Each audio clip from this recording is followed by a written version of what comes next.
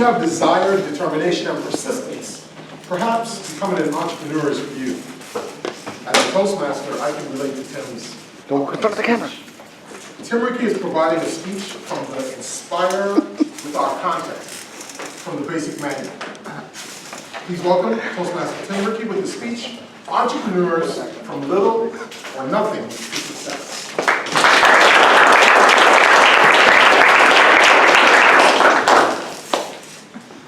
Nice to be in the spotlight at a time in your life, right? So here we are. Good morning, everyone. Good morning.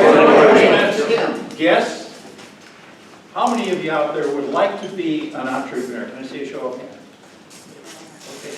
Would the current entrepreneurs please stand up?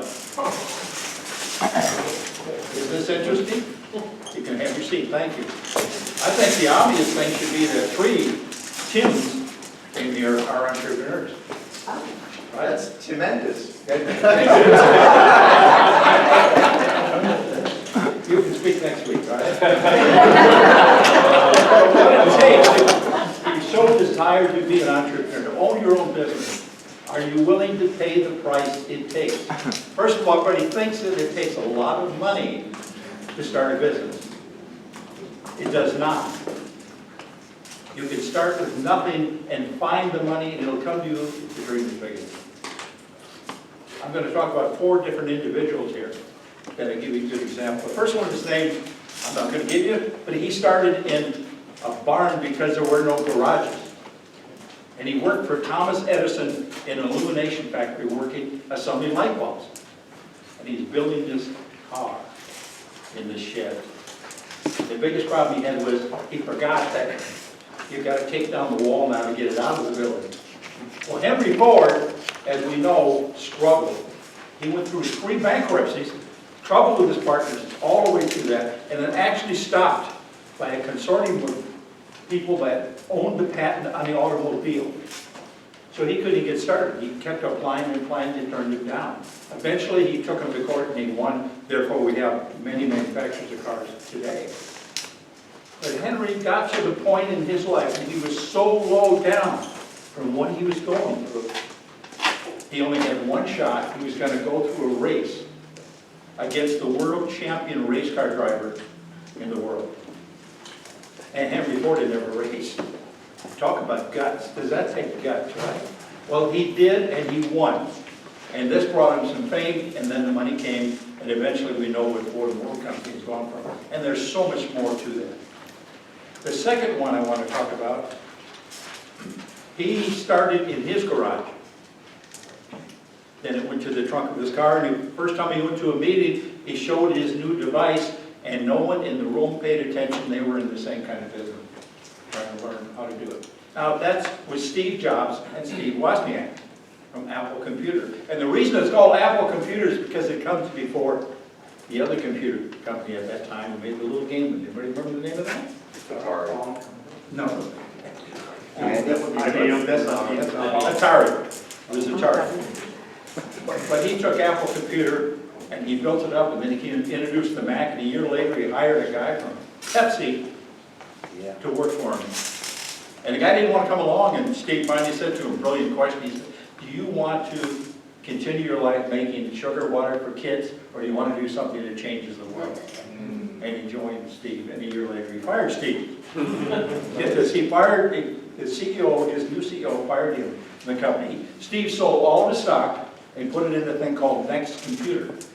But the language was so difficult, and it was mainly designed for physicians, that they couldn't understand the curve. That company almost went down the tubes. It was to the point of totally coming out. When Apple called back and said, listen, would you come in and serve as an interim, I'm not saying the word right, thank you, CEO, till we can find a replacement. He said, for 2 things. One, I will work for $1 and only get paid on what results are.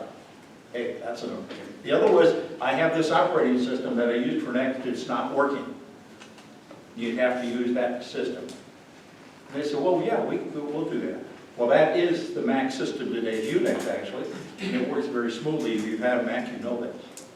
So there is, you see a guy that went to the very bottom of things, who overnight, shall we say, became a billionaire. after 20 years. And he also was the founder of what you know as Pixar. He bought that from Lucas and developed it into one heck of a company. That's an interesting story as well, but not time for that. The third one, this guy was from South Africa. Everybody probably knows what I'm talking about. He has 5 boys. Did you know that? No. Musk has 5 boys. His first marriage, he had a baby, he had a crib death. And as a result, it destroyed his marriage as well. Second wife, she has twins, and then she has triplets. And we know that about Elon Musk. Yeah, he's got 5 boys. Well, Elon he started a company called Zip2 software company. That eventually became what you know as PayPal. Everybody's heard of PayPal. Who doesn't use it, right? Almost all of us do because it's safe. PayPal, he took that money and he sold that business to eBay for $1.3 billion. Now comes Tesla. Now comes the X-Rocket. And then he's tunneling something under LA, I don't know what that is. He's got several projects going. And if you read his book, and I recommend you read it, it's a very interesting book, how he has time to do this when he only sleeps 4 or 5 hours a night, because that's all he needs.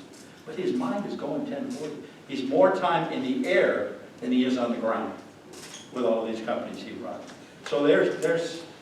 Then the last one started with $13 in the closet of his house. Actually, it was an efficiency apartment. $13, he took that, and eventually that became a company that did millions of dollars. So it can be done, can it be done? Yes. That was my company, it was called Tiger. It was the first residential maid service, I think one of the first in the country. And it grew to do a lot of business. But I started with nothing, because I was down, and here's the clue, I was down to nothing, I'd gone through a divorce, I'm sleeping on the floor of this apartment, because I didn't have a bed. So if you don't think it can be done, it can be done. So did I miss something like, oh, maybe I should talk about a woman? What do you think, ladies? Okay, here she is, she's one of 12 kids. She's the 4th of 12 kids. She looks like a hooker. Yeah. Okay? And she becomes an author and a songwriter. Her name is Dolly Parton. And she was on a TV show with Porter Wagner for years. And when she's on that show, she finally gets to the point and says, Porter, I want to break out on my own. Well, they got in a big fight because she had a contract with him. And he got really upset with her. So he leaves that night. She leaves that night, comes back the next day, and does one more song. And it's called, I Will Always Love You. He said, that's the best song I've ever had. I want to produce it. So if you're thinking about being an entrepreneur, talk to the other entrepreneurs, take the journey. It's worth it. Mr. Toastmaster.